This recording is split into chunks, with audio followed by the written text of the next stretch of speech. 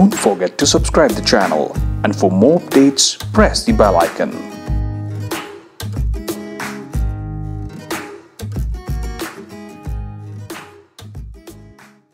नमस्कार, मैं हूं राहुल शर्मा और आप देख रहे हैं साइड एंड साइड। बात करते हैं दिल्ली की। दिल्ली में आम आदमी पार्टी और कोरोना दोनों ही दिल्ली की जनता के लिए परेशानी बन गई है। जी हाँ, एक साल में कोरोना बद से बदतर हो गया, वहीं दिल्ली सरकार का निकम्मापन भी आसमान छू रहा है। दिल्ली सरकार ने पिछले एक साल में दिल्ली वासियों के लिए कोरोना को देखते हुए कोई काम नहीं किया। क्या है दिल्ली का मॉडल पिछले 6 सालों में, किसी को नहीं पता। दिल्ली सरकार ने पिछले एक साल में दिल्ली को कितने बेड मुहैया कराए, नहीं पता। दिल्ली सरकार ने पिछले एक साल में दिल्ली को कितनी ऑक्सीजन की सप्लाई दी, नहीं पता। एक साल में दिल्ली सरकार ने अगर पैसा खर्च किया तो किया कहां? दिल्ली सरकार कहती है 9,000 करोड़ उसका ऐतिहासिक हेल्थ बजट है 2021 और 22 के लिए। कहां खर्च हो रहा है वो पैसा? ऐसे ही कुछ सवाल है, आइए चर्चा करते हैं व्हाट्स द पॉइंट में।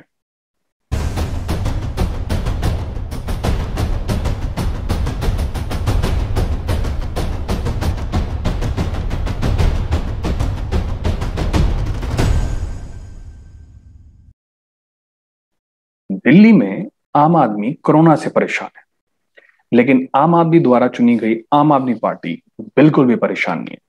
आपको याद होगा, आज से चंद साल पहले दिल्ली के गलियारों में, यानी कि राजनीतिक गलियारों में, एक आवाज गूंजती थी, ना बंगला लूंगा, ना गाड़ी लूंगा, ना लूंगा नौकर चाकर, करूंगा मैं जनता की सेवा, कहता हूं बच्चों की कसम खाकर। कोरोना भाई।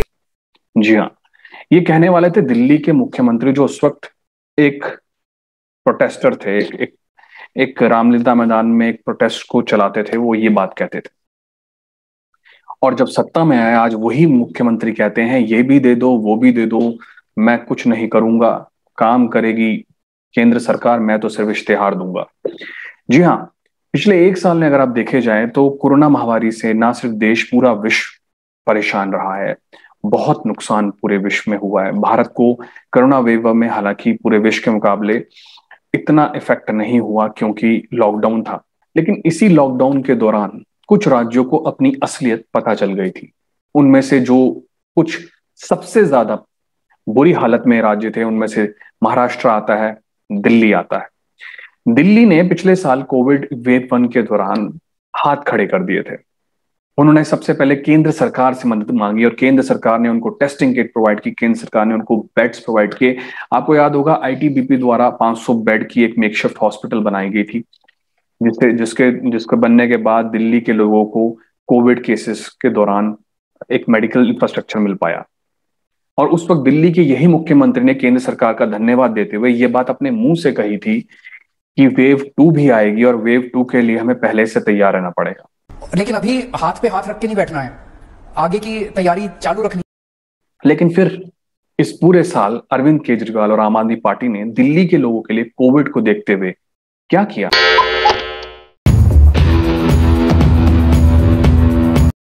सबसे पहले बात करते हैं अरविंद केजरीवाल की हेल्थ इंफ्रास्ट्रक्चर की। दिल्ली का अपना हेल्थ मॉडल क्या है? आपको याद होगा, कुछ साल पहले दिल्ली के मुख्यमंत्री और आम आदमी पार्टी एक नाम लेकर के जगह जगह प्रचार में लगी रहती थी, जिसका नाम जो जो जो वो प्रचार करती थी, उस प्रचार का नाम था मोहल्ला क्लिनिक। जी हाँ, मोहल्ला क्लिनिक एक ऐसा इंफ्रास्ट्रक्चर था दिल्ली सरकार के लिए जिसको वो देश ही नहीं, ये मानती थी कि पूरे विदेशों में उसके नाम का हल्ला हो रहा है। बट अनफॉर्चुनेटली वो मोहल्ला क्लिनिक ना रह करके सिर्फ हो हल्ला क्लिनिक ही था। क्यों था वो हो हल्ला क्लिनिक? उसका कारण साफ है।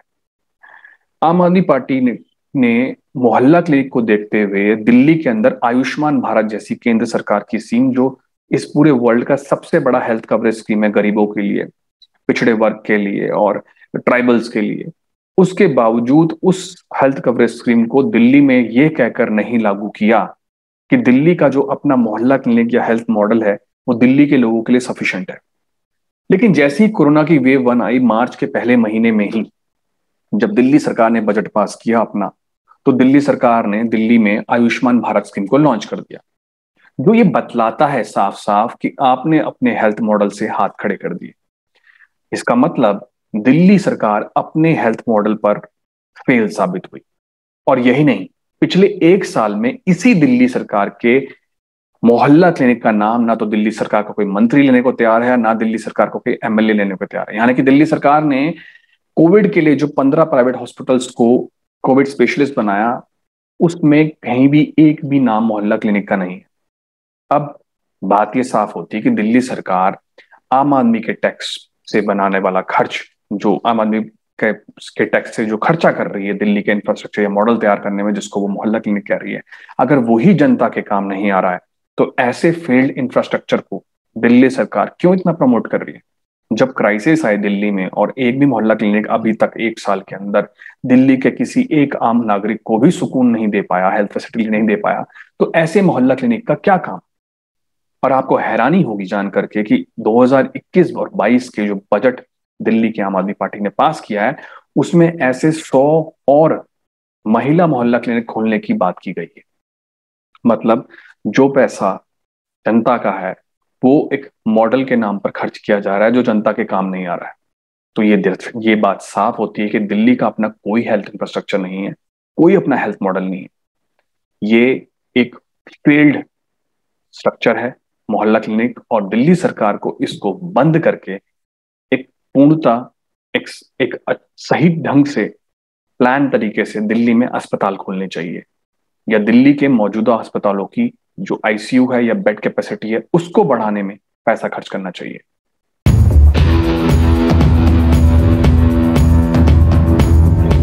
अब दूसरी चीज आती है, दिल्ली सरकार ने एक साल में अगर कोई काम नहीं किया तो दिल्ली सरकार ने पैसा खर्च कहां किया? एक आरटीआई के मुताबिक दिल्ली सरकार ने पिछले 2 साल में 800 करोड़ से ज्यादा का पैसा इश्तेहार में खर्च कर दिया। जी हाँ, 800 करोड़। इस 800 करोड़ से दिल्ली में इतने ऑक्सीजन प्लांट लग सकते थे कि दिल्ली की सारी ऑक्सीजन की कमी पूरी हो सकती थी। यही नहीं, एक और आईटीआई के मुताबिक दिल्ली सरकार ने जनवरी से लेकर मार्च महीने के बीच में 3 महीने 150 करोड़ रुपए खर्च कर दिए इश्तेहारों में। अब ये 150 करोड़ क्या कर सकते थे, सुनिए। 800 करोड़ रुपया अगर इश्तेहारों में ना खर्च किया होता तो अंदाजा लगाइए उससे पूरे दिल्ली में 800 से ज्यादा ऑक्सीजन प्लांट लगाए जा सकते थे, जिससे पूरे दिल्ली को 750 मैट्रिक टन जो ऑक्सीजन की रिक्वायरमेंट थी उससे ज्यादा ऑक्सीजन आसानी से मिल सकती थी। यही नहीं, 150 करोड़ रुपए जनवरी से लेकर मार्च महीने तक 2021 में ही आम आदमी पार्टी ने केवल और केवल इश्तेहारों में खर्च कर दिए। 150 करोड़, यानी कि इससे दिल्ली सरकार दिल्ली के हर एक व्यक्ति को एक से ज्यादा N95 मास्क मुफ्त में दे सकती थी। यही नहीं, दिल्ली सरकार चाहती तो 150 करोड़ में 500 बेड का अस्पताल आसानी से बनाया जा सकता था। यही नहीं, अगर दिल्ली सरकार चाहती तो 150 करोड़ में 1500 ट्रांसपोर्टेबल ऑक्सीजन टैंकर्स खरीदे जा सकते थे। यही नहीं, दिल्ली सरकार चाहती तो 150 करोड़ में लिक्विड ऑक्सीजन टैंक खरीदे जा सकते थे, जिनमें 700 मैट्रिक टन पर डे की रिक्वायरमेंट के हिसाब से 45 दिन की ऑक्सीजन स्टोर की जा सकती थी। यही नहीं, दिल्ली सरकार चाहती तो 150 करोड़ में 3000 वेंटिलेटर्स खरीदे जा सकते थे। हैरान कर देने वाली बात तो यह है कि हेल्थ एंड मेडिकल इंफ्रास्ट्रक्चर राज्य सरकार के जिम्मे आता है। ऐसे में आम आदमी पार्टी ने ना तो वेंटिलेटर्स पे पैसा खर्च किया, ना ऑक्सीजन पर, ना वैक्सीनेशन पर, और ना ही कोई अस्पताल बनाया। फिर भी आम आदमी पार्टी केंद्र सरकार पर लगातार आरोप लगाती रही। हद तो अब इस बात की है कि फेज 1 और फेज 2 की वैक्सीनेशन केंद्र सरकार ने मुफ्त में राज्य सरकारों को दी। उसके बावजूद फेज 3 वैक्सीनेशन पर आम आदमी पार्टी फिर भी कोई पैसा खर्च करने को तैयार नहीं है।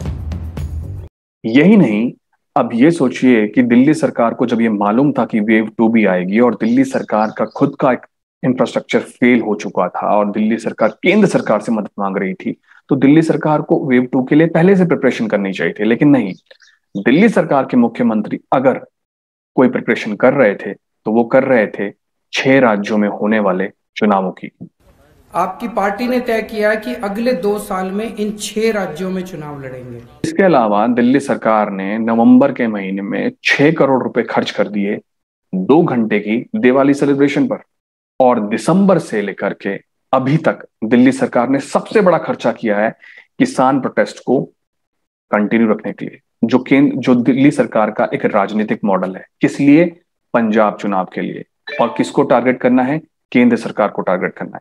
तो इस चुनाव को देखते हुए केंद्र सरकार को टारगेट करने के लिए दिल्ली सरकार ने अपनी राजनीति चमकाने के लिए दूसरा सबसे बड़ा खर्चा किया, वो किया किसान प्रोटेस्ट में। इस किसान प्रोटेस्ट को चलाने के दिल्ली सरकार ने यहां तक कहा कि हमारा हर एक एमएलए आपकी सेवा में लगा है, हम आपको हर एक सुविधा प्रोवाइड कराएंगे, कोई कमी आने देंगे। लेकिन वहीं दिल्ली सरकार ने ना तो दिल्ली में जो माइग्रेंट लेबर्स थे उनके लिए कोई पैसा खर्च किया, ना दिल्ली की जनता को कोई सुविधा दी। इसका मतलब दिल्ली की सरकार को दिल्ली के लोग जो टैक्स की मनी पे कर रहे थे वो उन पे खर्चा कर ही नहीं रही थी। बजाय उसके दिल्ली सरकार पैसा खर्च कर रही थी किसान प्रोटेस्ट में और अपनी राजनीति को आगे एक्सटेंड करने के लिए। लेकिन ये बात यहीं खत्म नहीं होती है। जब जनवरी फरवरी का महीना आया तो दिल्ली सरकार ने दिल्ली में आजादी को मनाने के लिए एक फंक्शन ऑर्गेनाइज किया जिसमें देश के प्रसिद्ध बैंड को भी बुलाया गया, और उसमें दिल्ली सरकार ने कम से कम 10 करोड़ रुपए खर्च कर दिए। यही नहीं, दिल्ली सरकार ने जब बजट भी पास किया इस साल 2021 और 22 के लिए, उस बजट में 45 करोड़ दिल्ली सरकार ने सिर्फ इस काम के लिए खर्च कर दिए कि दिल्ली में जगह जगह तिरंगा झंडा फहराया जाएगा। यही नहीं, दिल्ली सरकार ने 10 करोड़ का स्पेशल फंड दिया भगत सिंह के कार्य को मेमोराइज करने के लिए, उसको प्रमोट करने के लिए, उस फंक्शन को मनाने के लिए। अब आप सोचिए, एक सरकार जब इतना जनता का पैसा सिर्फ और सिर्फ अपनी राजनीति चलाने के लिए कर सकती है, और उसके बाद अगर वही सरकार अपना हाथ खड़ा कर दे और बोले केंद्र सरकार हमारी मदद करे, तो मैं जानना चाहूंगा कि आप किस लिए हैं फिर सत्ता में। तो आपको एक छोटा सा उदाहरण देता हूं, दिल्ली सरकार का एडवर्टाइजमेंट का एक छोटा सा नमूना। मैंने एक ये ट्वीट देखा। इस ट्वीट में आप देखिए, आपको देख के बड़ी ही हंसी आएगी कि दिल्ली सरकार के एक एमएलए हैं जनकपुरी के, उन्होंने एक वहां के हॉस्पिटल को, सुपर स्पेशल हॉस्पिटल को एक वेंटिलेटर दिया। क्या, कितने वेंटिलेटर दिए? एक वेंटिलेटर। दिल्ली के एमएलए ने एक वेंटिलेटर दिया, और उस एक वेंटिलेटर को देने के बाद 4 फोटोएं डाल दी इस ट्वीट में, और कम से कम 10 लोगों को टैग कर दिया। ये छोटी सा ट्वीट दिल्ली सरकार के बहुत बड़े मॉडल को दर्शाता है, वो है एडवर्टाइजमेंट मॉडल। दिल्ली सरकार इसी तरीके से काम करती है। काम 98, एडवर्टाइजमेंट 1 रुपया। इस वेंटिलेटर को देने में उन्होंने उस कंपनी का भी नाम डाल दिया जिस कंपनी का उन्होंने वेंटिलेटर गिफ्ट किया है। मतलब एडवर्टाइजमेंट की हद है। और हंसी की बात तो अब ये देखिए कि दिल्ली सरकार ने, आपको भी शायद पता होगा कि एमपी एमएलए को एक लोकल एरिया डेवलपमेंट फंड दिया जाता है, जो फंड इसलिए अलॉट होता है कि वो MLA, irrespective of the government, state में किसकी गवर्नमेंट है, वो एमएलए और वो एमपी उस अपने लोकल एरिया कॉन्स्टिट्यूएंसी को जिसको रिप्रेजेंट करते हैं उसकी डेवलपमेंट के लिए वो पैसा खर्च किया जाता है। वो पैसा वहाँ के इंफ्रास्ट्रक्चर में, हेल्थ फैसिलिटीज में, स्कूल्स में, वाटर सप्लाई में, ऐसे कई सोशल वर्क्स में भी वो पैसा खर्च किया जा सकता है, डेवलपमेंट वर्क्स में। तो दिल्ली सरकार ने 2018 में यही एमएलए फंड जो 4 करोड़ था उसको बढ़ाकर 150 गुना बढ़ाकर 10 करोड़ कर दिया था। यानी कि सालाना एक एमएलए को 10 करोड़ मिलता। तो आप सोचिए कि 5 साल में वो पैसा कितना बनता है, यानी कि 50 करोड़ के करीब। अब अगर एक एमएलए दिल्ली में सालाना 10 crore fund local area development के लिए लेता है और 5 साल में 50 करोड़ है, तो दिल्ली में आम आदमी पार्टी के 62 एमएलए हैं। तो सोचिए कितना पैसा उन एमएलए को लोकल एरिया डेवलपमेंट फंड के नाम पे दिया जा रहा है। और इसके बावजूद दिल्ली में हॉस्पिटल्स की कमी है, हॉस्पिटल्स में बेड्स की कमी है, आईसीयू की कमी है, वेंटिलेटर की कमी है, ऑक्सीजन की कमी है। लेकिन काम करेगी तो केंद्र सरकार, लेकिन फंड, डेवलपमेंट फंड के नाम पे पैसा मिलेगा तो एमएलए को।